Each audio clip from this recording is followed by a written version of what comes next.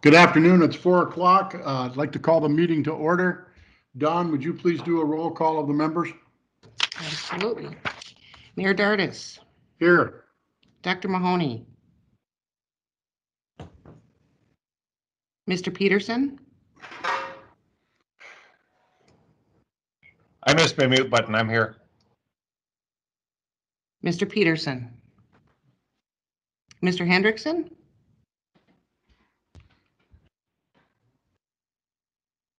Mr. Jacobson.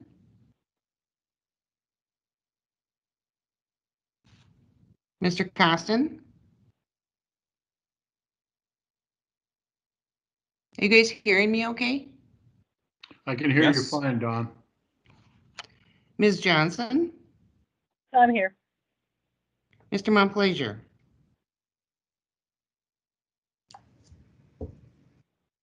Mr. Redlinger. I'm here. Mr. Steen. Here. Mr. Garrett.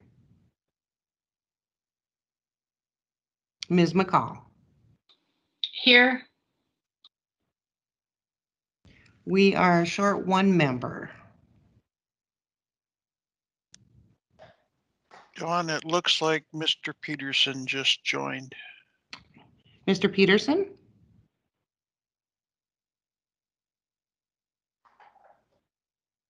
Also, I see Mr. Montplaisir just Mr. joined. Mr. Montplaisir.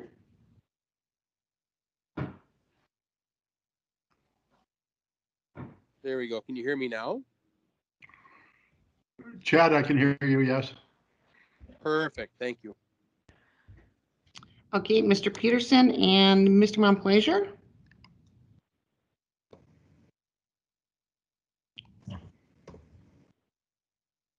The quorum is present now. Thank you, Don. Next order of business is to approve the minutes from the previous meeting. They have been distributed. Are there any additions, questions, concerns? Peterson, motion to approve. Steen, second. Thank you. Commissioner Peterson moved. Commissioner Steen seconded to approve the minutes as distributed. Don, would you please call the roll? Mayor Dardis. Yes. Dr. Mahoney. Yes. Mr. Peterson. Ms. Johnson. Yes. Mr. Redlinger. Yes. Mr. Steen. Yes. Ms. McCall. Yes. That is everyone. Mike Thank you, Don. Montplaisir's on now, it looks like. I am here, and yes. Thank you, Mike. Next order of business is item number 3 is the approval of the bills. Mr. Costin?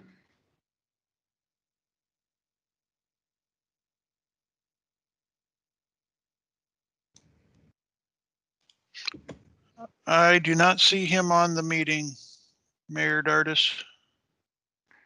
Thank you, Paul. As you can see on the screen, the Cass County Joint Water Resource District is for $2,593,906. The City of Fargo for $4,997,588. Dorsey and Whitney for legal services of $281,394. Onstead Twitchell for legal services to the tune of $121,007. Clay County diversion bills. Moorhead Clay County Joint Powers Authority at $95,809. Cass County reimbursed miscellaneous expenses for the executive director and staff of $2,322.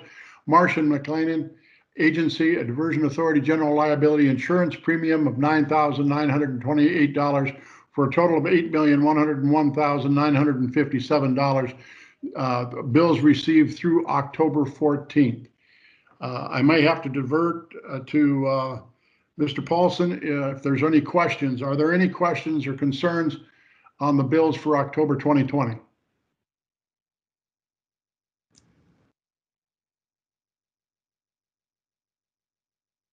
Hearing none, I'd entertain a motion. Steen, move to approve. Redlinger, second.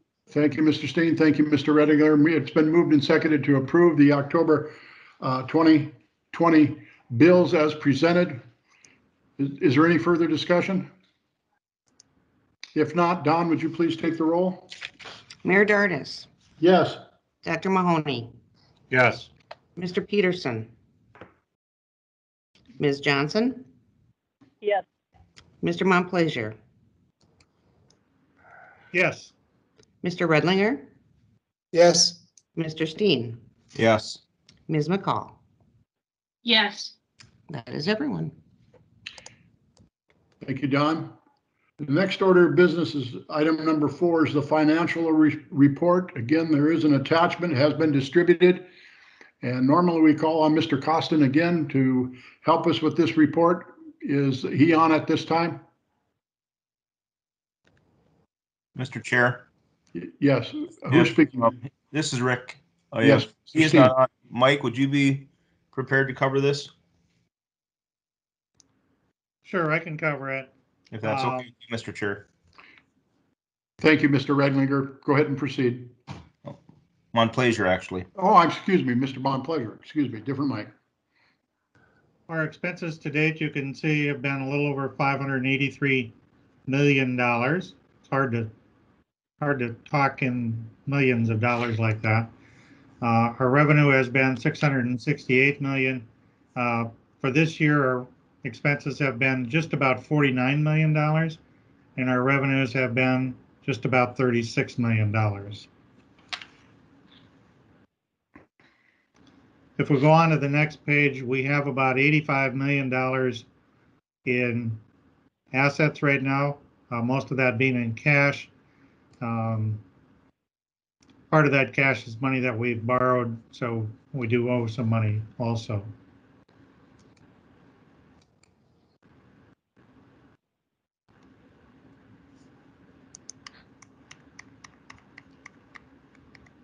Anything additional, Mr. Montplaisir? If we want to go to the next page, that's our budget to date. We have an expenditure budget of $138,559,000, and fiscal year to date we have spent $57,674. Current month was $9,443,000. We have a lot of outstanding encumbrances, which leaves a negative fund balance, or a negative budget balance. However, most of those dollars won't be spent this year. And of course, as you can see, a lot of the spend this year, the $57 million, has been on land. Mr. Montplaisir. Yes. This is Rick, Mr. Chair, as well. Just a note, we did note earlier in the day that there's probably an error there, small error, but under diversion channel and association infrastructure. Fiscal year to date is $5,685,000, and the percent expended is 0. So I think it's just a formula error there is all. Formula error, yeah. Okay, so we can get that corrected going forward, that'd be great. Thank you, Mr. Steen.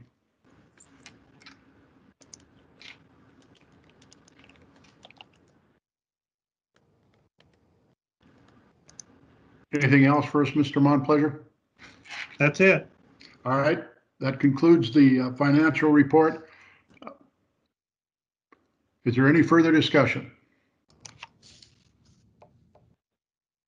Questions?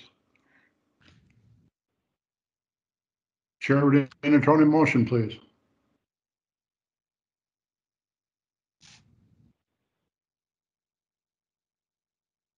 Steen to move to receive and accept the financial report.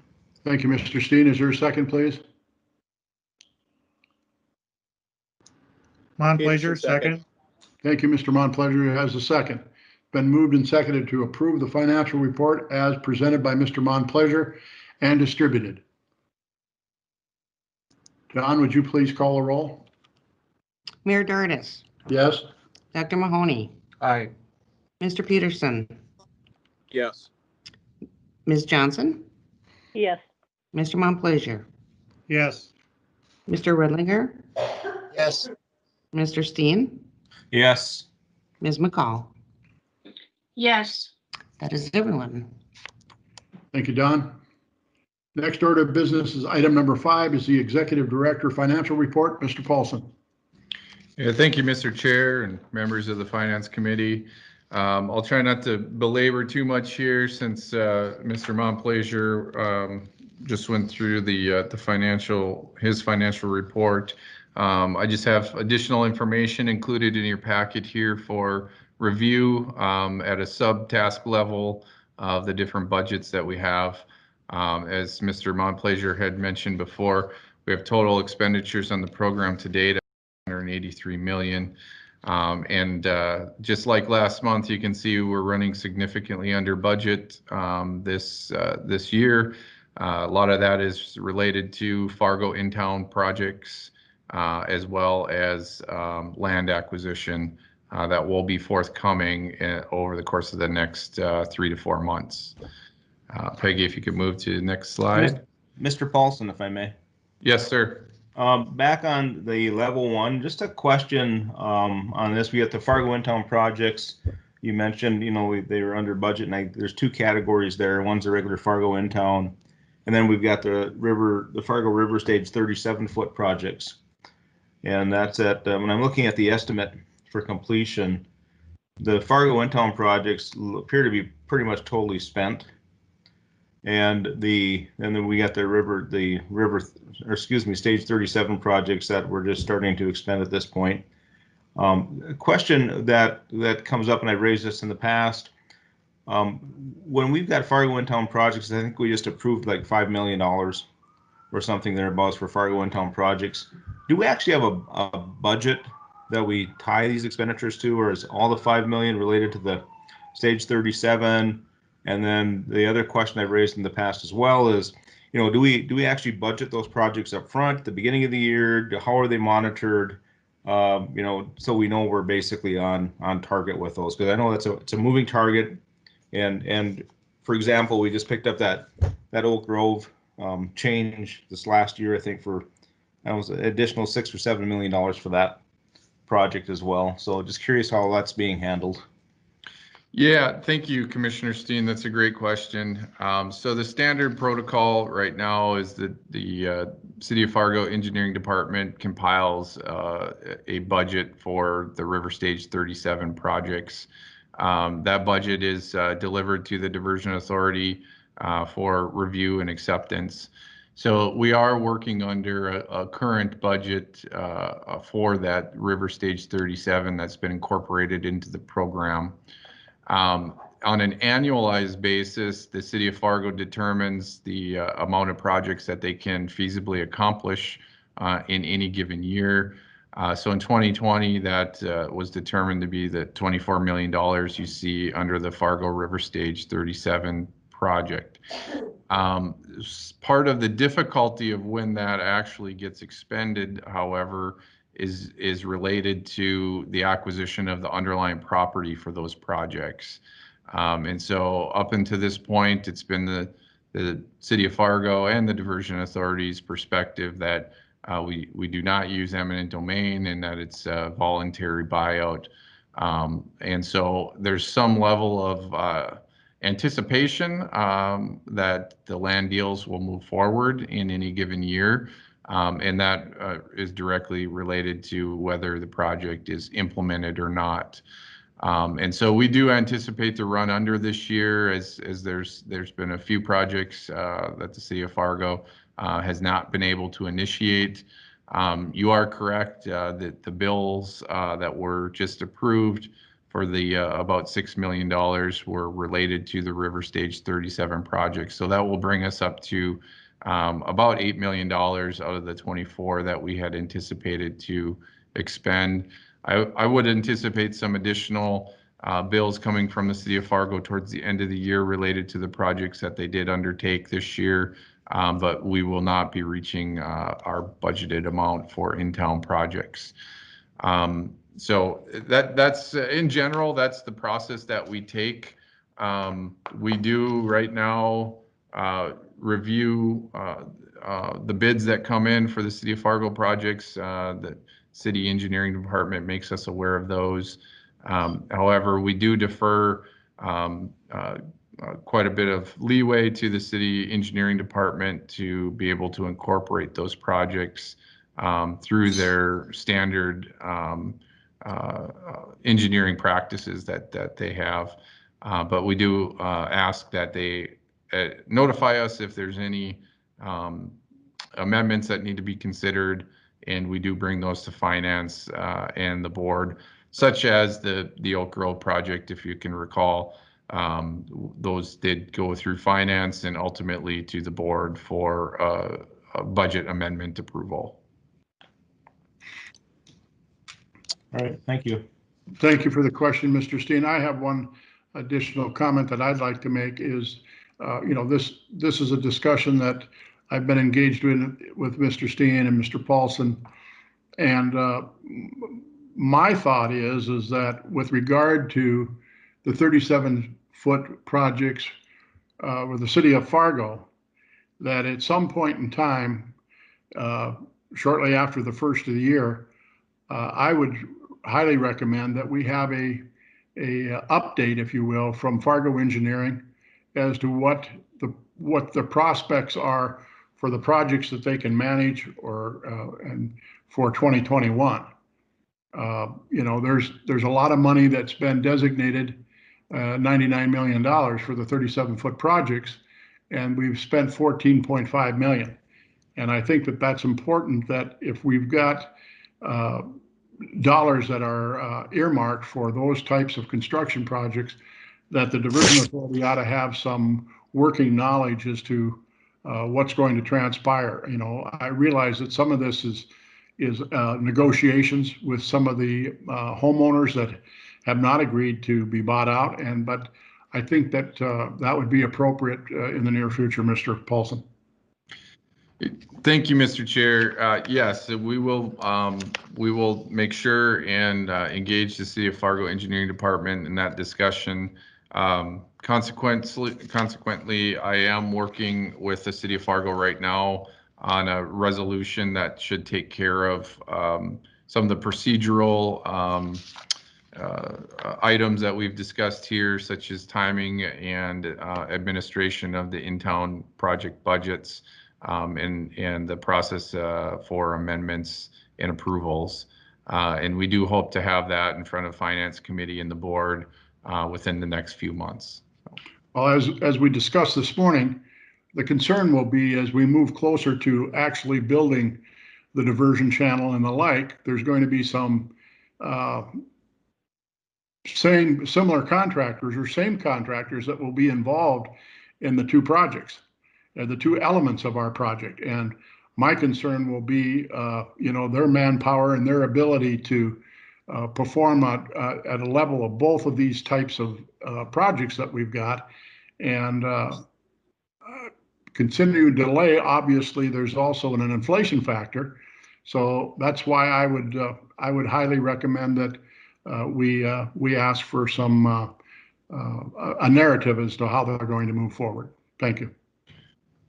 Excellent insight, Chairman Dardis.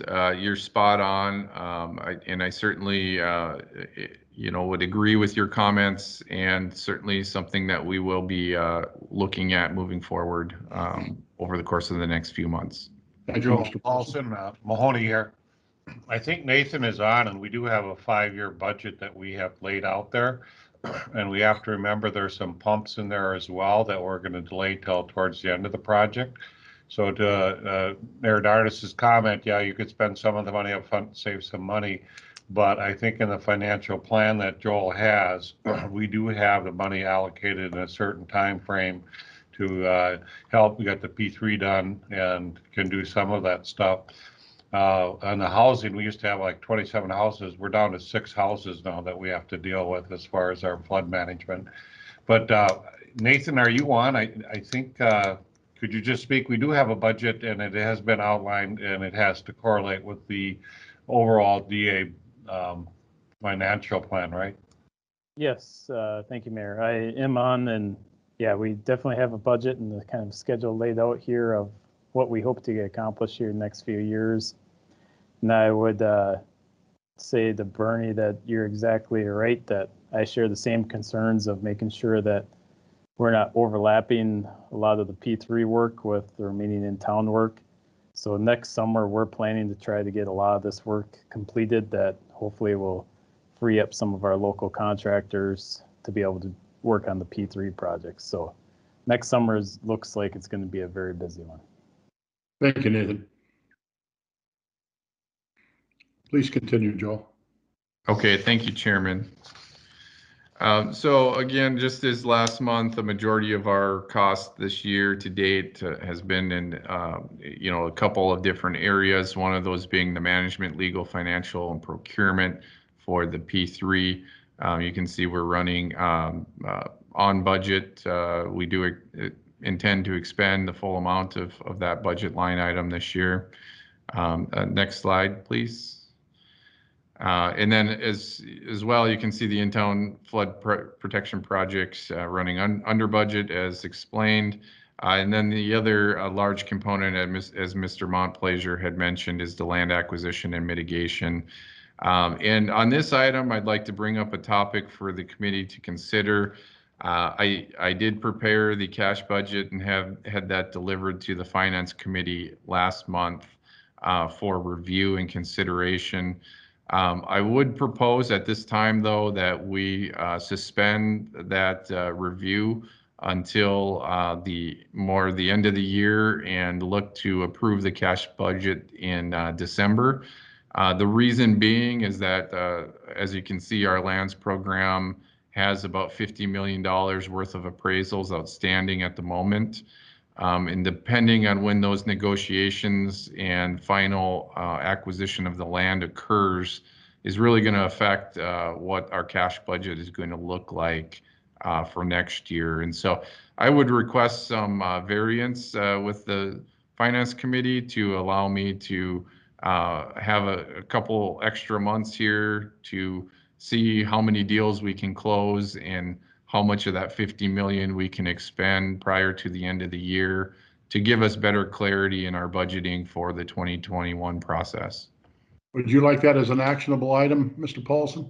I would like a recommendation from the Finance Committee to the board on that item, and I'll bring it up at the board meeting tomorrow. Mr. Chair. This is Rick.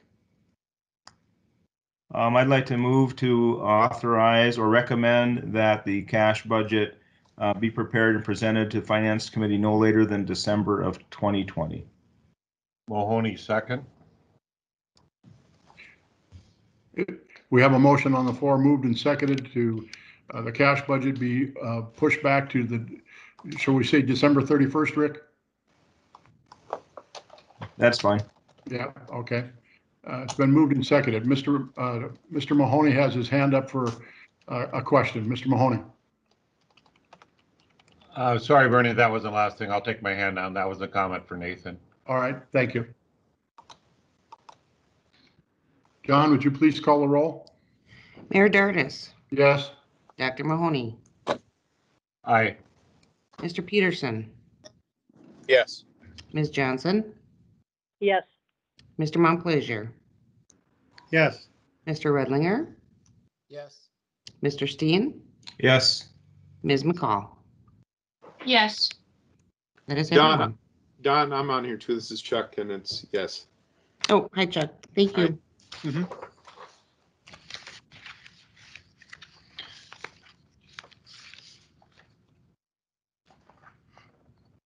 Please proceed, Mr. Paulson. Okay, thank you, Chairman. This last page just is for information. We are running on budget. We'll probably be a little bit under for P3 support services. But overall, in general, we're sitting at 48 million expended to date of our $138 million budget. And I'll stand for any additional questions that anyone may have. Questions for Mr. Paulson?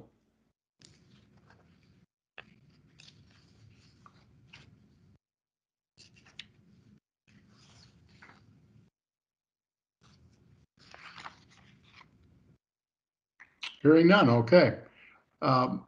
Moving on then to contracting actions, Mr. Paulson. Thank you, Mr. Chair. We have one contracting action for Finance Committee recommendation to the board today. It is Task Order 17, Amendment 10, contained within your packet. This is services during construction and on-call services for Work Package 42. And this is related to the 2nd Street pump station project that was implemented as an in-town City of Fargo project. The project is complete. However, there was work after construction to deal with some issues that arose on the project related to the pumps and some additional contractor litigation that we have ongoing. And so we did require additional support from HMG to support the case and deal with the issues to find resolution. And so that is what this task order amendment is for, and I'll take any questions if there are any. Otherwise, I'll recommend approval from the Finance Committee. Mr. Paulson, so this is still an ongoing legal situation, so this is just a step in that process? That's correct, Mr. Chair. We do have continued ongoing litigation related to this project. I do not anticipate any significant additional engineering work that needs to be done. I think HMG has taken care of and satisfactorily found resolution to a number of the issues, but we do still have a claim from the contractor. So more than likely, we would anticipate some additional legal bills in the future for this project. Additional questions for Mr. Paulson? This is an actionable item, so the chair would entertain a motion, please. Is Rick Steen. Move to approve Task Order 17, Amendment 10. Thank you, Mr. Steen. Is there a second, please? This is Chuck. I'll second it. Thank you, Mr. Chuck. Been moved and seconded to approve the HMG Amendment 10 for services during construction and on-call services, contracting actions. Is there any further discussion? Don, would you please take the roll? Mayor Dardis, Yes. Dr. Mahoney, Aye. Mr. Peterson, Yes. Mr. Hendrickson, Yes. Ms. Johnson, Yes. Mr. Montplaisir, Yes. Mr. Redlinger, Yes. Mr. Steen, Yes. Ms. McCall. Yes. That is everyone. Thank you, Don. Please continue, Mr. Paulson. Thank you, Mr. Chair. These items here are for your information. These were Executive Director approved contracting actions.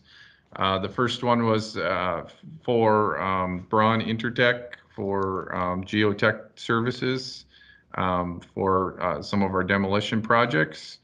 The second one was a cultural resource investigation that occurred on a number of our demolition projects. The third one was services during construction for Work Package 43. This is the Oxbow Hickson Baki levy. The fourth one was Task Order 26 for Work in Kind. This was for HMG for support of the Corps' design. And the last one was a Task Order 30 for property structure mitigation services from HMG for $15,000. And I'll take any questions if there are any.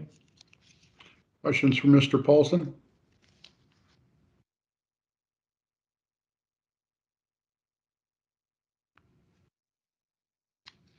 Hearing none, please move on. All right, the next item, Mr. Chair, is also for your information. These were two contracting actions that were approved by the Cass County Joint Water Resource District. Both of them related to appraisal services. As you can see, and I'll take any questions if there are any. Questions for Mr. Paulson?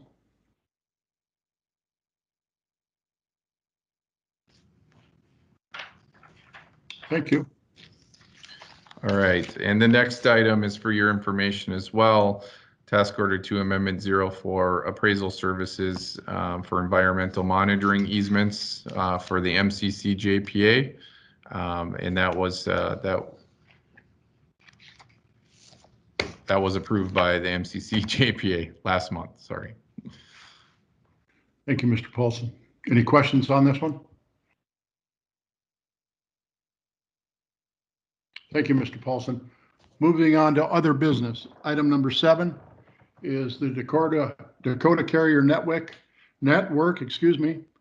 Shockley.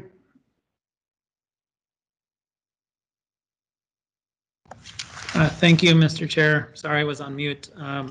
Before the Finance Committee, you have the one of many incoming MOUs related to the P3 procurement. The process of the procurement requires us to go out and secure approvals for relocations of utilities that cross the channel and to coordinate those utility relocates into an MOU. And under the MOU, that coordination then occurs with the successful developer for the P3 agreement. There are going to be multiple MOUs that come across the Finance Committee's desk, so to speak, and then onto the Diversion Authority's desk for approval. These are each contract is going to have a slightly different approach to how we handle the different utility relocates. I can certainly answer any questions you have.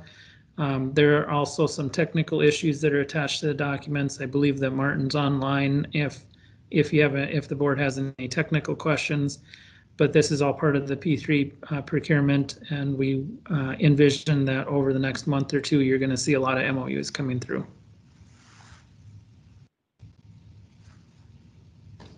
Mr. Chairman, Chad Peterson here. Mr. Peterson, question for Mr. Shockley. Go ahead. Thank you, Mr. Chairman. Mr. Shockley, is this more of a housekeeping thing? How much, I'm just going to be blunt here, how much do we really as board members have to dig into this stuff? I mean, is it housekeeping, or should we be really kind of delving into each one of these contracts? Well, what I would say is if you're interested in technical issues or legal issues related to utility relocates, Martin, I, or Chris can certainly answer your questions. As board members, you probably don't need to go into the minute details of each of these utility relocates. At the end of the day, it's the easiest way to think about it is we're required to relocate different cable carrier networks so that the channel can be constructed. And at the end of the day, that's how this works. There are very specific requirements about where the lines are located and how they're going to be reconstructed. And so what I would say is if board members have questions, we can handle those offline because they get into really technical details specific to each utility. At what point in time will the financial element, the cost of this, enter into this, Mr. Shockley? So I think, and Martin can jump in, but the costs of these types of relocates are included in the cost estimate. And because some of the work is being performed by the P3 developer, it will be included within the P3 bid. So it's easiest to think about it as this is setting the stage for the utility relocate because we need to have the agreements in place. And then the final pricing comes as part of the P3 bid. So the purpose of these documents are for the P3 bidders, so they understand the scope of everything that they're including. Yeah, that's one part of it. The other part is we have to have authority to relocate these utilities because we don't own the easements, and this gives us the authority from the utility carrier to relocate their particular utility and make sure it conforms to the Army Corps of Engineers standards, make sure it conforms to FEMA standards, how lines are grouted, how they're placed underneath the channel. And it also gives the P3 contractor direction on how to conduct those utility relocates. So the P3 contractor will look at each of these agreements and it'll state how they're supposed to relocate the particular utility. And so it's an important function of setting the groundwork for the bidding and then ultimately for the construction of the utility relocate. In a typical design bid build search circumstance, you would have, these would occur after the bid is let. And so oftentimes you'll get a bid from a contractor, but there'll be additional costs associated with utility relocations. In the P3 world, these agreements come ahead of the bid, but you get, as the owner, you know what the actual construction will cost, including utility relocates. So it's one of the advantages of the P3 bid process. All right. Thank you, Mr. Shockley. Mr. Nicholson has his hand up. Martin, please. Yeah, and actually, John covered a couple of things there right at the end I was going to mention. In short, Commissioner Peterson, this is business as usual for the P3 side. It's very detailed work, but it's important work, as John just pointed out, to make sure you get those in the scope nailed down so that you get those in the project. There are, if my count is correct, going to be about 20 of these or so that you'll see coming across your desk. So as John pointed out, for those of you that want to dive deep, but I would consider this good work by John and the rest of the team to make sure that the details are hammered out before that pricing is done. Thank you, Mr. Martinson. Additional questions from Mr. Shockley or Mr. Martinson?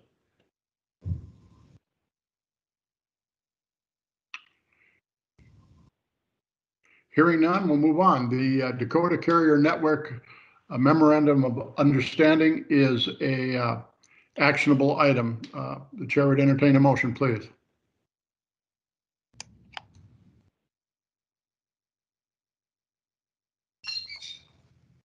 This is Rick Steen. Move Mr. to Steen. approve the MOU with Dakota Carrier Network. Thank you, sir. Is there a second, please? Second, Mahoney. Thank you, Mayor Mahoney. Been moved and seconded to approve the Dakota Carrier Network Memorandum of Understanding. Is there any discussion? Any additional discussion? Don, would you please call the roll? Mayor Dardis, Yes. Dr. Mahoney, Yes. Mr. Peterson, Yes. Mr. Hendrickson, Yes. Yes. Ms. Yes. Johnson, Yes. Mr. Montplaisir, Yes, yes. Mr. Redlinger, Yes. Mr. Steen, Yes. Ms. McCall. Yes. That is everyone. Thank you, Don. Next order of business is a Wifi update. Mr. Shockley. Not much of an update right now. We're waiting on the term sheet to be sent over from US EPA WIFIA to the Diversion Authority. Have not seen that yet. I was going to follow up with them today and just see where that term sheet was at, but today sort of got away from me. I will try to follow up with them tomorrow before the board meeting. Thank you, Mr. Shockley. Next order of business is the State Water Commission agreements for cost share reimbursement. Mr. Paulson. Yes, thank you, Mr. Chair. Ms. Harder, if you could move to 218, number 2. Oh, you got it up here. Never mind.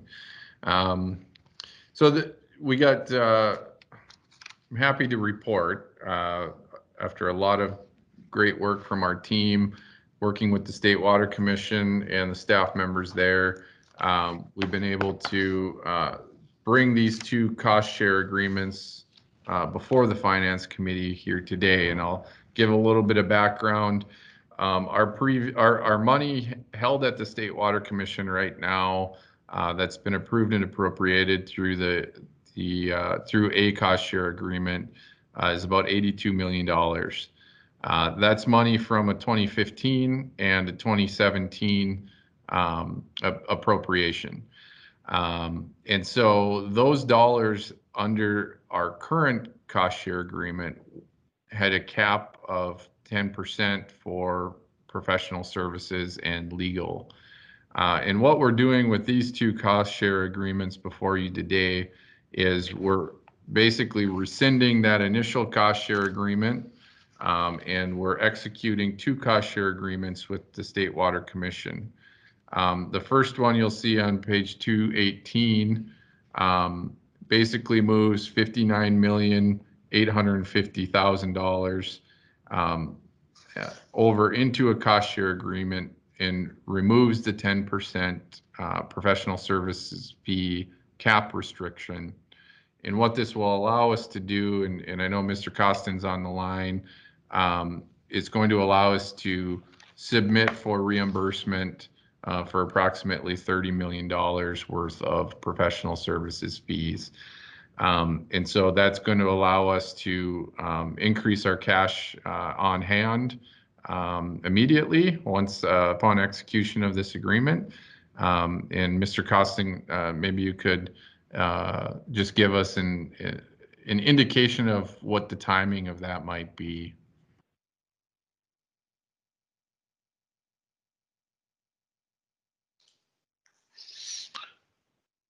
Joel, I'm not seeing Kent online right now. Okay. So well, I would apologize, Mr. Chair. I would anticipate that reimbursement would go through near the end of the year, which is good because we want to increase our cash reserves as we move into the procurement of the P3.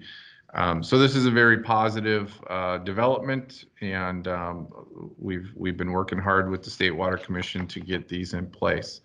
The second cost share agreement is also applicable to rescinding our first one, and that basically takes the $2015 and puts it back into a cost share agreement that does have the 10% restriction.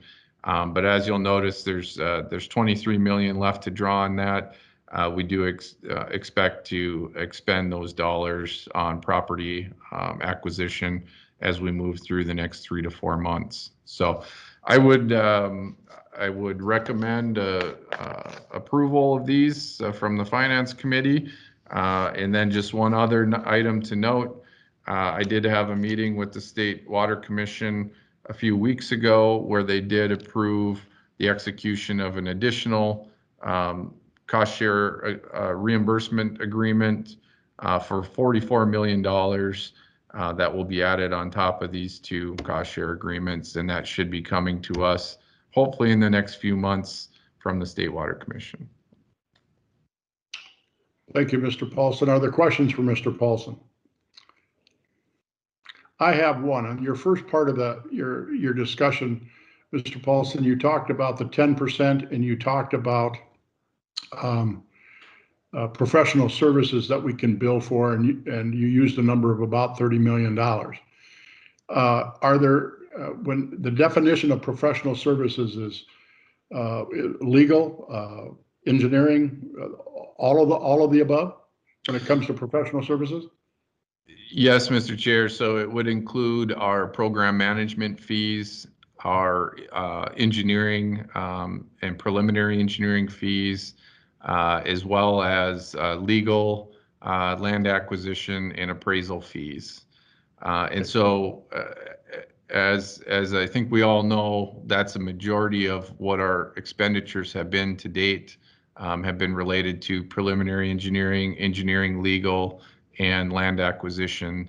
And so that 10% cap on the reimbursement amounts through the state dollars was really quite a hindrance on our ability to expend the state dollars at this point in the program's life cycle.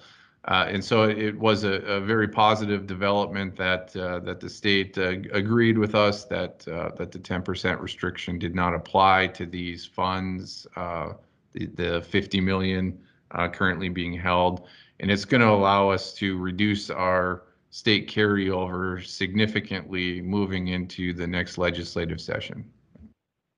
Your opening statement was one that you and the team, this is really good work, and it certainly is good work. Congratulations and good work. Thank you, Mr. Chair.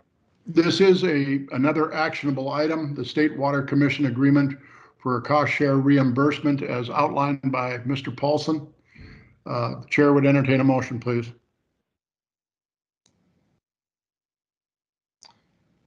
This is Rick. Mr. Steen. I will move to approve the State Water Commission agreements for cost share reimbursement. Thank you, sir. Is there a second, please? This is Chuck. I'll second that one too. Chuck Henderson. Thank you, Mr. Henderson. Appreciate it. It's been moved and seconded. Is there any further discussion?